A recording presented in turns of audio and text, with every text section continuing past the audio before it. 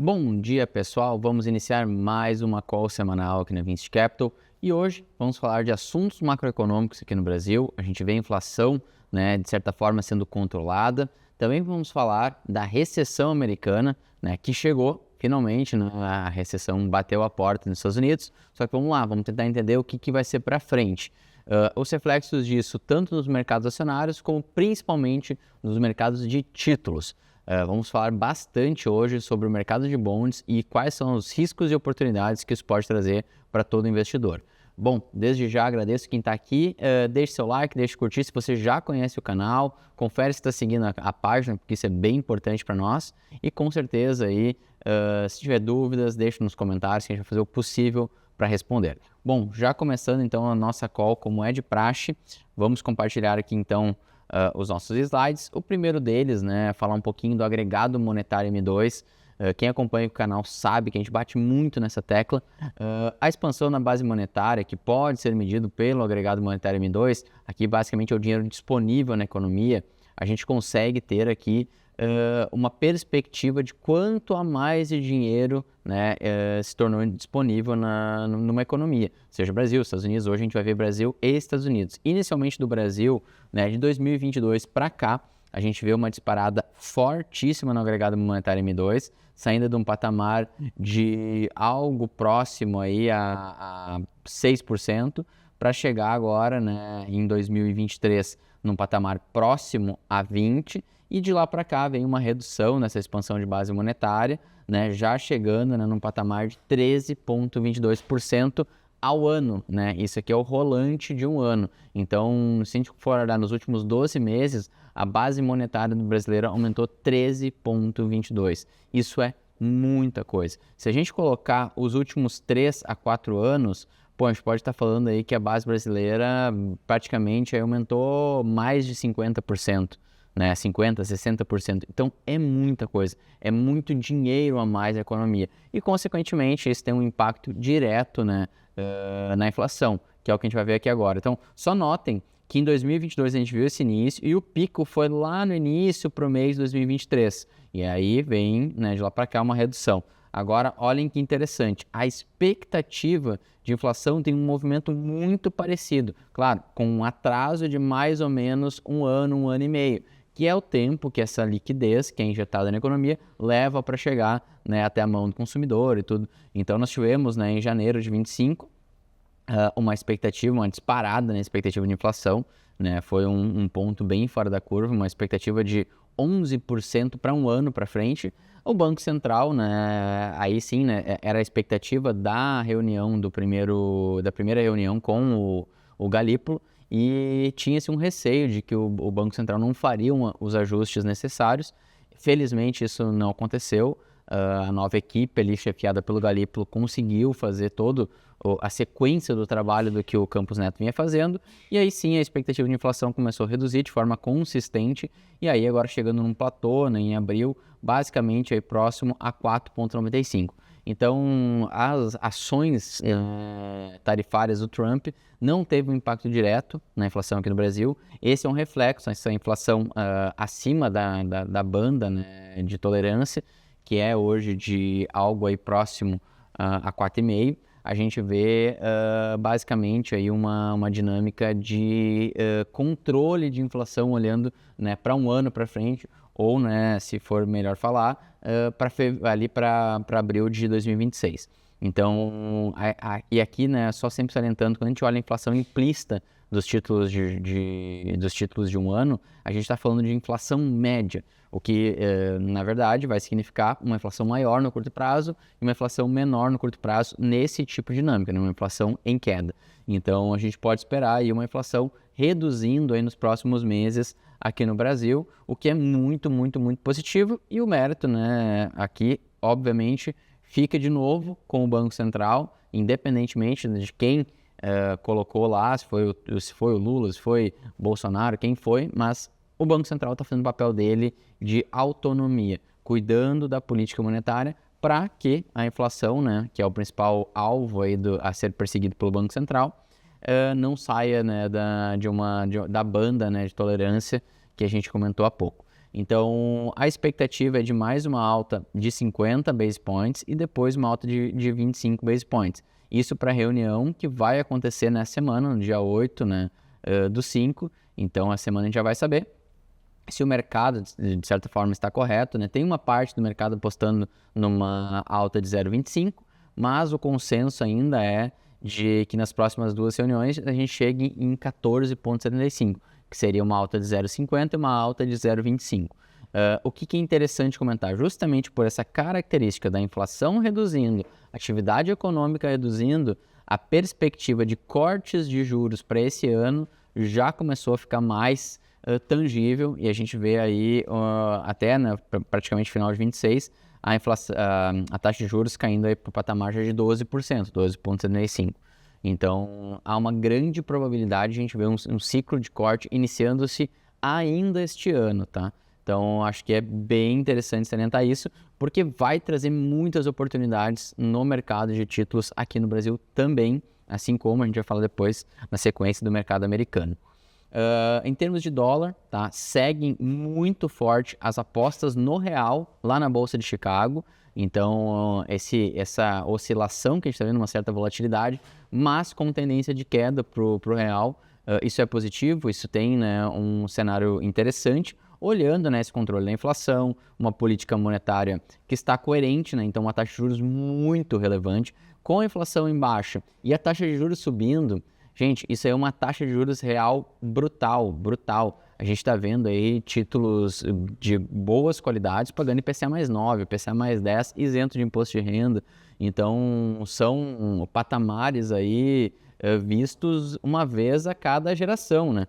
Então, isso é muito interessante porque tem trazido uma excelente oportunidade aí para, obviamente, né, capturar um juros real de longo prazo muito bom, ou então, né, uma marcação ao mercado no curto prazo, olhando para um corte de juros, né, que pode vir a partir do ano que vem, ou final desse ano ainda, se tudo correr como a curva de juros está mostrando. E isso tem, né, um impacto direto no dólar, porque, querendo ou não, atrai, né, capital especulativo aqui para o Brasil.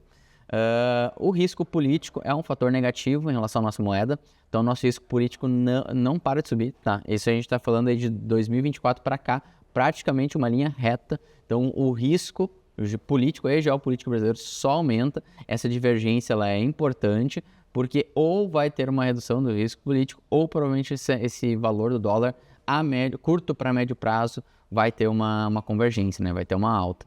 Então, é um momento interessante de exposição, de montagem de posição, olhando para o dólar também, justamente por essa atratividade das taxas de juros aqui no Brasil.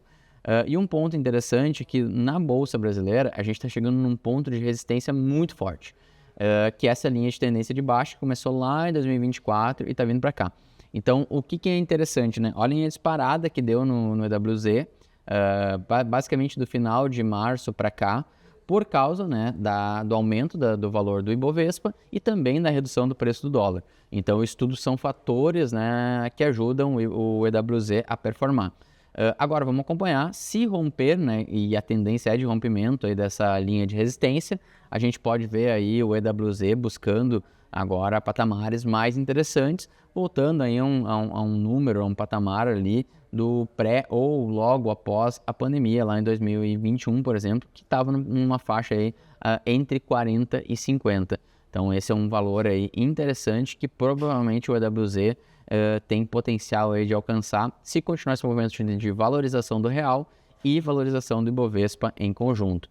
O otimismo está forte em relação ao EWZ, então isso é bem interessante também. E quando a gente fala, né, do Ibovespa aqui no Brasil, né, o índice aqui do Brasil, o fluxo é um fluxo negativo, tá? Então o Ibovespa vem conseguindo performar números interessantes, né, batendo alguns recordes do ano e ao mesmo tempo, né, tendo uma saída de estrangeiros à bolsa. Isso mostra uma maturidade e um patamar aí interessante de valuation, de atratividade da Bolsa Brasileira. Então, talvez aí esse movimento todo das tarifas do Trump tenha também uma característica aí de que o investidor brasileiro, o investidor estrangeiro, não olhe tanto para os Estados Unidos no primeiro momento e comece a olhar para alguns países como o Brasil, por exemplo. Não estou cravando isso de forma alguma, só trazendo reflexões aqui, mas a característica nos mostra que o mercado interno, que o investidor brasileiro está dando preferência para a equity brasileira, acreditando muito aí que o valuation, né, da nossa bolsa está barato, atraindo aí capital de dentro de casa, né, não somente capital estrangeiro, que normalmente, né, ao longo da história foi, né, o dinheiro que geralmente fez preço no Ibovespa. Todas as grandes altas do Ibovespa geralmente tinha uma entrada de capital estrangeiro. Essa última perna de alta não. Ela teve o oposto, uma saída de capital estrangeiro. Então, o estrangeiro aproveitou essa alta para liquidar e fazer lucro, ou até mesmo sair de uma posição que daqui a um pouco estava em prejuízo. Bom, já indo então agora para o mercado americano, tem uma característica importante que a gente falou durante, dá para dizer, 3 anos aqui para a gente, foi a inversão da curva de juros. E essa foi uma das inversões mais longas da história, onde a gente viu aqui o título de 2 e 10 anos, né, invertidos por um período impressionante e com uma amplitude muito grande, né, cerca de 100 base points, né, 1% de mercado invertido. Então, isso é absurdo, isso é muito, muito, muito relevante, e a gente vê agora uma reversão disso, que também é esperado, e lembrando, né, que esse tipo de cenário normalmente antecede grandes recessões. Então, a gente está vendo aqui já um spread positivo de 51 base points. Então, no final do ano passado, né, a gente até brincou, né, que poderia ser uma contagem regressiva de 6 meses a 12 meses, e basicamente está batendo isso, são mais ou menos 6 meses, e a gente está vendo já os Estados Unidos em um quarter recessivo, né, um trimestre recessivo. Não é uma recessão técnica, não é um cenário desastroso, mas bom, ainda nem chegou os efeitos da tarifa na economia americana, a gente já vê os Estados Unidos entrando, né, num trimestre recessivo, o que provavelmente deveria ser um trimestre muito bom, porque era o primeiro trimestre do governo Donald Trump, tudo tem todas essas características. Então, os efeitos aí das tarifas nem começaram a acontecer. O que pode aqui, e algumas pessoas comentam, né, é que notem que os gastos das pessoas foram muito reduzidos, né, foi uma queda forte nos gastos pessoais em relação ao que vinha, tá? Não foi negativo, não foi recessão. Mas o principal foi a questão das exportações líquidas. Então, os Estados Unidos importou bem mais do que exportou. E isso que nem tinha sido feita a tarifa, né? A tarifa foi no início de abril. Então, somente a expectativa das tarifas já colocou, né, o nível de importação muito acima do nível de exportação. Então, a balança comercial americana foi bem prejudicada nesse primeiro trimestre, justamente por essa expectativa. Então, foi o que puxou, com certeza, aí, o PIB americano para baixo. Notem que o que puxou para cima, ajudou a reduzir um pouco essa queda, foi os inventories, né, que basicamente foram os estoques. Então, as empresas, as indústrias estocando mais mercadorias, também é um reflexo da probabilidade das tarifas. E a questão dos investimentos não residenciais também puxou bastante. Então, acho que essa estratificação desse PIB negativo americano traz vários insights e com certeza vai ter uma volatilidade impressionante. O próximo trimestre, quando a gente olhar esse gráfico aqui, a gente vai ver provavelmente esse aqui totalmente diferente, tá? Porque não vai ter tantas, no caso, importações em relação às exportações. Então, isso vai ter um reflexo. Isso tudo vai, digamos assim, a gente não tem nem como prever isso. Vai ser um trimestre extremamente volátil nos Estados Unidos. A expectativa de corte de juros aumentou um pouquinho, né, já colocando basicamente como consenso 4 cortes para esse ano. Lembrem que até semana passada era 3 cortes, então já começou a aumentar a expectativa do mercado em relação aos cortes de juros, o que vai ter um impacto direto no que nós vamos falar agora, que é o mercado de títulos americanos. Só que pasmem, tá? Nós estamos à beira de um início de um corte de juros e o mercado de 2022, 2023 para cá, apostando fortemente na queda dos títulos de médio e longo prazo dos Estados Unidos. Então, aqui são posições especulativas. Quem está especulando isso? Está especulando com derivativos, olhando para curto prazo. Por que nós temos esse tipo de formação aqui? Justamente pela iminência, pelo risco de um sell-off, né, de uma venda mais forte por parte, né, da China, do Japão, de players, né, que carregam aí títulos americanos, né, num percentual extremamente elevado. Então, uma liquidação forte de um desses países com certeza jogaria o preço dos ativos lá embaixo e favoreceria esse tipo de especulação. Só que o risco é acontecer algo que aconteceu lá em 2018, que teve, né, historicamente, um percentual de apostas na baixa fortíssimo em relação aos títulos, e a gente viu uma reversão disso, né, causando até um short squeeze. Muitos vendidos em títulos americanos, né, tiveram que comprar, fazer todo um movimento para poder se defender, porque os títulos se valorizaram bastante naquela janela de 2018 até 2020.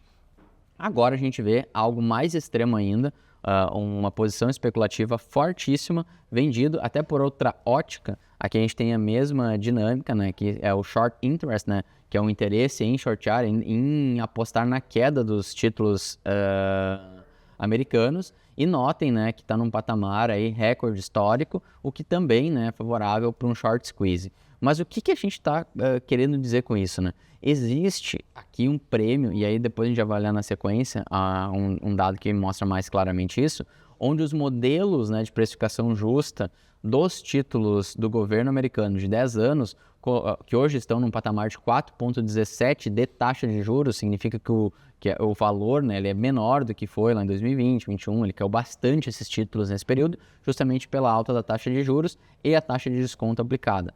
Então, a modelagem coloca num patamar justo algo em torno de 2,5 essa taxa de juros. Isso considerando, né, diversos indicadores. Então, existe um spread aqui muito interessante olhando para o atual cenário econômico. Se a gente tiver uma deterioração, uma recessão mais forte à frente ou algo nesse sentido, pode ser que esse spread aí até aumente. E por que eu digo isso, né? Existe um indicador que ele mede o prêmio de risco dos títulos de 10 anos, né? Então, esse aqui também são derivativos, né? São todo um mapeamento de derivativos e o quanto que o investidor está exigindo de prêmio de risco para poder se posicionar em título do governo.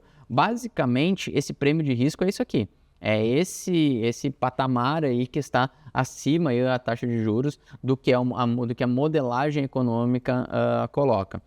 Então, nesse caso aqui, a gente vê que o prêmio de risco está na máxima histórica, né? Isso inclusive acima lá do patamar de 2015, 2018 então nem se fala, né? 2018 teve aquele short squeeze, ainda mesmo assim estava bem tranquilo, e agora a gente vê aí o mercado exigindo um prêmio de risco muito, muito, muito relevante para poder estar comprado no título de 10 anos americano.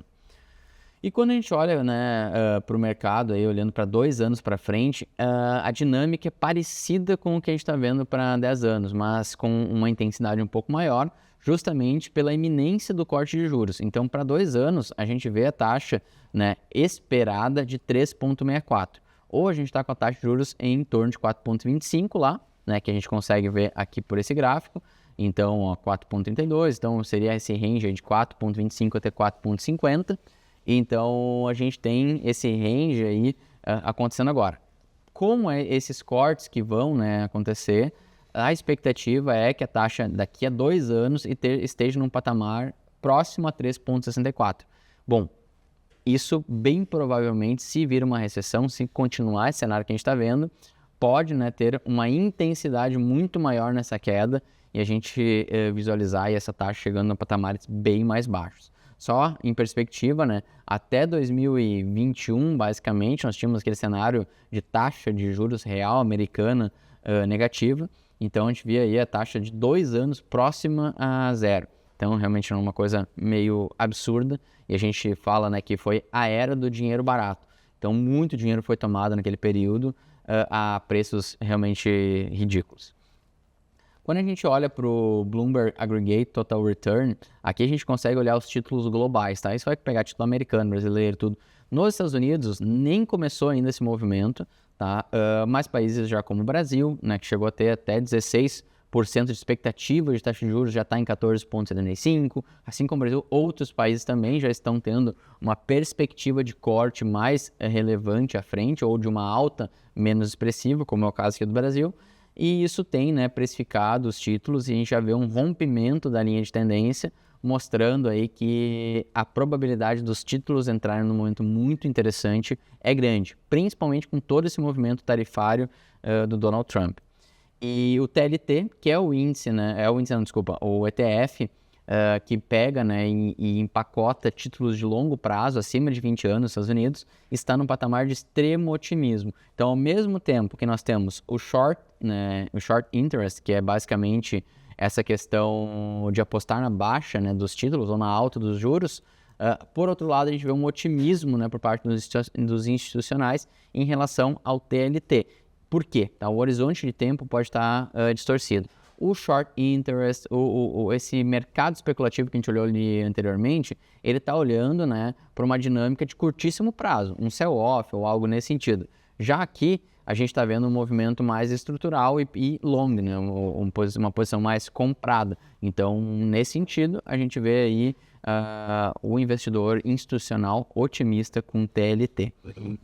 Quando a gente considera, né, aquilo que eu falei lá anteriormente, o agregado monetário M2, que é basicamente a métrica de inflação ou deflação de um país. Isso é a base monetária, isso é o dinheiro disponível na economia.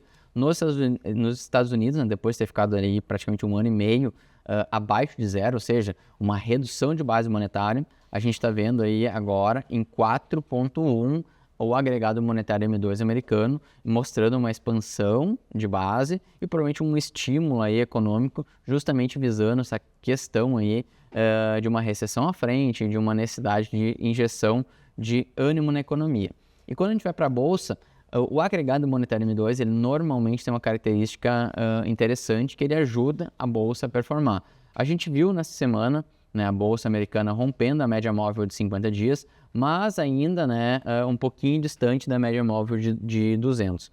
Pela característica do movimento, se não houver nenhuma notícia muito maravilhosa ou algo nesse sentido essa semana, é provável que a gente veja essa linha de 200 dias sendo respeitado, batendo e voltando e ficando aí nessa queda de braço por mais um período.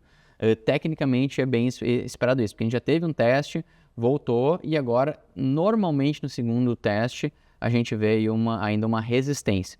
Então, vamos acompanhar. Eu acho que a tendência para a semana é uma provavelmente de lateralização ou até mesmo de um rompimento, a não ser que venha uma notícia muito esperada, a paz na Ucrânia, algum acordo entre China e Estados Unidos. São cenários que podem ajudar o S&P 500 a romper e, historicamente, existem algumas correlações muito parecidas desses falsos rompimentos e depois uma continuidade aí, ainda por 2, 3 anos, né, de alta em relação ao S&P 500. Um grande exemplo que a gente teve disso foi lá naquele período de 97 a 99, tá? Desculpa, 96 a 98. Aí teve 2 anos ainda de alta e aí veio a grande crise da bolha do .com. Não estou dizendo que isso vai ser igual, tanto que eu nem botei o gráfico aqui, mas tinha um gráfico extremamente correlacionado. Mas fica a reflexão, tá? Acho que essa semana é bem decisiva para a gente saber se o mercado ele vai ter algum ânimo, né, em relação a alguma notícia para romper essa média móvel de 200 dias e continuar subindo, ou se a média tecnicamente vai ser respeitada, se vai ter uma queda e o mercado aí volta a um mercado mais baixista. Se a gente considerar, tá, que o mercado americano ele está em bear market, e dá para dizer que sim, tá, isso já é um consenso, aí porque já está há alguns meses já nesse mercado de baixa. Historicamente, né, se a gente olhar aí o primeiro ano de um mercado de baixa, ele tem normalmente um respiro ali pelo quarto, quinto mês de baixa. Então, olha que lateralmente, aqui são agregados, né, de 1964 a 2024. Então, em períodos de bear market, ele dá aquela lateralizada e começa a cair. Então, aqui a gente está vendo algo muito parecido, né? Vinha numa tendência de queda, agora aí deu aquele pico, voltou, e aí se a média se manter, a partir de agora a gente pode ver uma continuidade. E tem um fundamento para isso, justamente pelo mês que a gente está entrando, né, que é a famosa expressão sell in May and go away. Então, venda em maio e saia fora da bolsa. É bem clássico isso aí, óbvio que não é determinístico, tá? Mas quando a gente olha estatísticas, em anos de bear market, maio é o pior mês, é um dos piores meses, tá? Aqui a gente considera de maio a outubro, então esse miolo do ano, e de novembro a abril. Então, mesmo em bear markets, de novembro a abril, a gente vê a Bolsa Americana historicamente performando positivo. Já de maio a outubro, a gente vê, né, esse período performando negativo. Se a gente considerar, né, qual é o percentual, né, de meses positivos, notem que de maio a outubro é um percentual considerável, cerca de 55%, mas de novembro a abril é algo em torno aí, próximo de 75%. Então, realmente maio, ele é maio aí, pode ser até outubro, mas maio é característico, né? Grandes crises aconteceram em maio. A gente pode ver que, de fato, tem um risco sazonal para esse período que a gente está entrando, então não é loucura a gente colocar em perspectiva esse teste aqui da média móvel de 200 dias como algo importante, essa linha de tendência histórica também, e principalmente esse conceito de sell and May. E aí uma coisa que me preocupa, eu venho falando já há alguns anos, é a questão do investidor institucional entrando muito forte na Bolsa, tá? E não é normal, porque a gente está no cenário de risco, então tanto que lá na Bolsa, lá quando a gente teve o crash do Covid, o investidor mais, digamos assim, sardinha, ele até entrou, me lembro que, nossa, eram matérias, assim, matérias falando de como o investidor de varejo tinha entrado e tal, toda essa dinâmica. Daí veio, né, todo aquele período de 2022, num baixíssimo nível aqui de negociações em termos... Até dá para se dizer que foi uma saída, né, de capital por parte do investidor de varejo.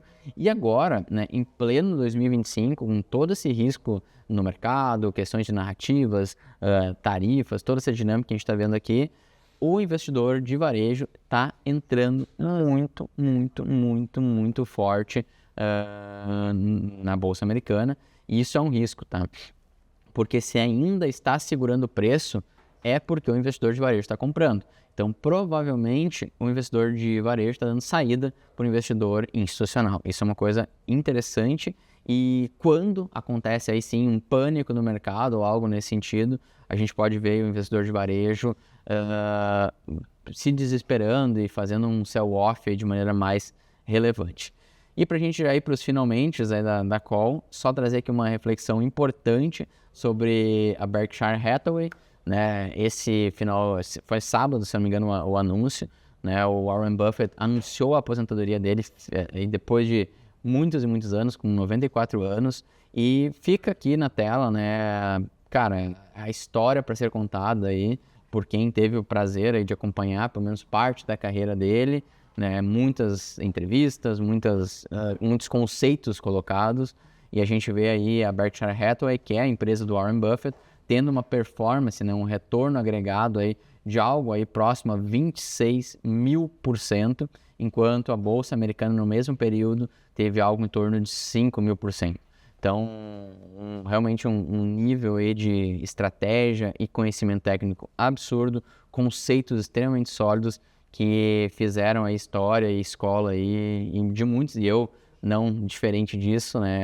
Com certeza aprendi muita coisa com ele, com os ensinamentos que ele fez ao longo da carreira, porque é o fim de uma era extremamente relevante. Com certeza, ainda muitos ensinamentos deles vão ser replicados na Berkshire Hathaway, muitos anos de doutrina, de conhecimento técnico aplicado lá dentro. Então, acredito que muitas pessoas que estão lá têm um DNA, têm uma característica de investimento parecida com o do Buffett, e com certeza vão poder aproveitar muito desse caixa que a Berkshire Hathaway tem, olhando para os próximos meses. Bom, pessoal, agradeço aí demais quem ficou até o final da call. Quem gostou, curte, compartilha, segue o canal, comenta, deixa sua dúvida ali, porque tudo isso ajuda a gente a ter mais relevância, e com certeza nosso intuito aqui é dividir conhecimento, é trazer aí mais informações para vocês estarem bem informados toda semana. Agradeço demais, então, novamente, quem ficou aqui, e até semana que vem, na segunda-feira. Grande abraço.